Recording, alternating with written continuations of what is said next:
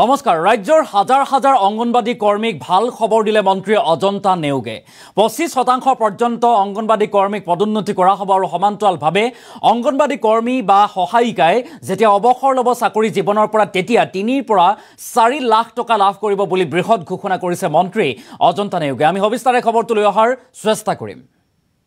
এটা ভাল খবৰ হাজাৰ হাজাৰ অংগনবাদী কৰ্মীৰ বাবে অংগনবাদী কৰ্মীক ভাল খবৰ দিছে এটা ৰাজ্য চৰকাৰে অংগনবাদী কৰ্মীলৈ ভাল খবৰ দিছে মন্ত্ৰী অজন্তা নেওগে দিছে এই ভাল খবৰটো এটা ডাঙৰ খবৰ ৰাজ্যৰ মুঠ অংগনবাদী কৰ্মীৰ 25% কৰা হ'ব পদোন্নতি 25% পদোন্নতি কৰা হ'ব বুলি ঘোষণা অৱসৰৰ পাছত অংগনবাদী কৰ্মী বা সহায়িকাই লাভ কৰিব এককালীন আৰ্থিক সাহায্য আৰু আৰ্থিক সাহায্য হিচাপে প্ৰদান কৰা হ'ব 3 পৰা 4 লাখ টকা ৰাজ্যৰ অংগনবাদী কৰ্মী সহায়িকাৰ বাবে চৰকাৰে মুকলাই দিছে 400 কোটি টকা বৃহৎ ঘোষণা কৰা হৈছে অংগনবাদী কৰ্মীৰ বাবে এটা অতিকে জৰুৰী খবৰ ৰাজ্যৰ 10,000 অংগনবাদী কেন্দ্ৰক আদৰ্শ অংগনবাদী কেন্দ্ৰ হিচাপে গঢ়ি তোলাৰ পৰিকল্পনা নিৰ্মীয়মান অৱস্থাত থকা অংগনবাদী কেন্দ্ৰসমূহ অক্টোবৰ মাহৰ ভিতৰত সম্পূৰ্ণ হোৱাৰ নিৰ্দেশ আৰু ৰাজ্যৰ হাজাৰ হাজাৰ অংগনবাদী কৰ্মীলৈ এনেদৰে ভাল খবৰ দিছে ৰাজ্য চৰকাৰে এটা অতিকে গুৰুত্বপূৰ্ণ খবৰ মন্ত্ৰী বিত্তমন্ত্ৰী অজন্তা নেওগে কৰিছে বৃহৎ ঘোষণা অংগনবাদী কৰ্মীলৈ মন্ত্ৰীগৰাকীয়ে এই ভাল খবৰটো লৈ আহিছে যে এতিয়াৰে পৰা ৰাজ্যৰ মুঠ অংগনবাদী কৰ্মীৰ 25% পদোন্নতি কৰা হ'ব আৰু সমান্তৰালভাৱে অংগনবাদী যিসকল কৰ্মী আছে বা সহায়িকা আছে তেখেতসকলে যেতিয়া চাকৰি জীৱনৰ পৰা অৱসৰ ল'ব তেতিয়া তেখেতসকলক প্ৰদান কৰা হ'ব 3 পৰা 4 লাখ টকা আৰু যাৰ বাবে ৰাজ্য চৰকাৰে 400 কোটি টকা ধাৰ্য কৰিছে বা মুকলাই দিয়াৰ কথাও ঘোষণা কৰিছে বিত্তমন্ত্ৰী অজন্তা নেওগে পুনৰবাৰলৈ কৰিছো ৰাজ্যৰ হাজাৰ হাজাৰ অংগনবাদী কেন্দ্ৰৰ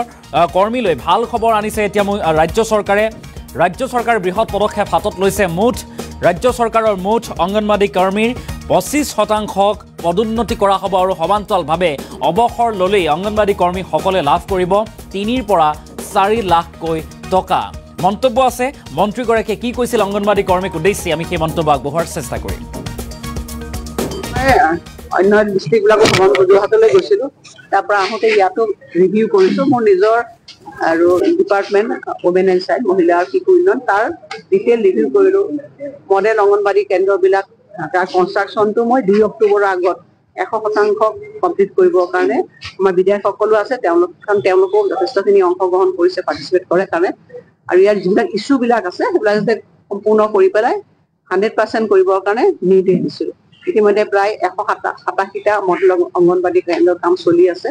টোটেল আমি এলটমেণ্ট দিছোঁ 240টা বাকীখিনি সম্পূৰ্ণ হৈছে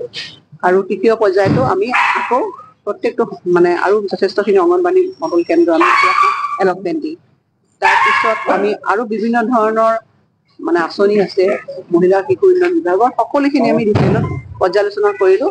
আৰু মই উপায়ুক্ত ডাঙৰীয়াক সময়মতে যাতে শিশুসকলে ভাল তেওঁলোক পাব লগা খাদ্যখিনি পায় মডেল অংগনবাদী কনষ্ট্ৰাকশ্যন কমিটিবিলাকে সোনকালে যাতে কনষ্ট্ৰাকশ্যনখিনি কৰে সেই বিষয়ে নিৰ্দেশ দিছোঁ আৰু বিভিন্ন ধৰণৰ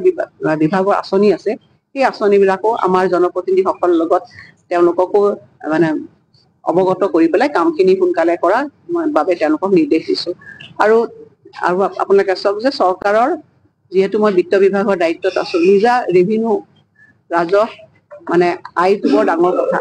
আগতে আমাৰ ৰাজ্যখনৰ আজিৰ পৰা কেইবাবছৰ আগতে নিজা যিটো ৰাজহ বৰ শোচনীয় আছিলে কিন্তু আমাৰ মুখ্যমন্ত্ৰী ডাঙৰীয়াৰ প্ৰচেষ্টাত আজি বিভিন্ন বিভাগবিলাকক আমি তেওঁলোকৰ নিজা চ'ৰ্চ অফ ৰেভিনিউ সেই ক্ষেত্ৰত তেওঁলোকক চাবলৈ কৈছোঁ আৰু আশা কৰে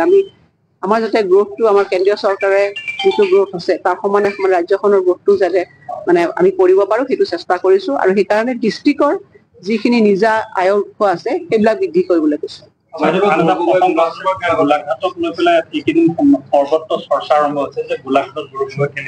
নাজানো মই নাজানো মইতো নিজৰ কামতে ব্যস্ত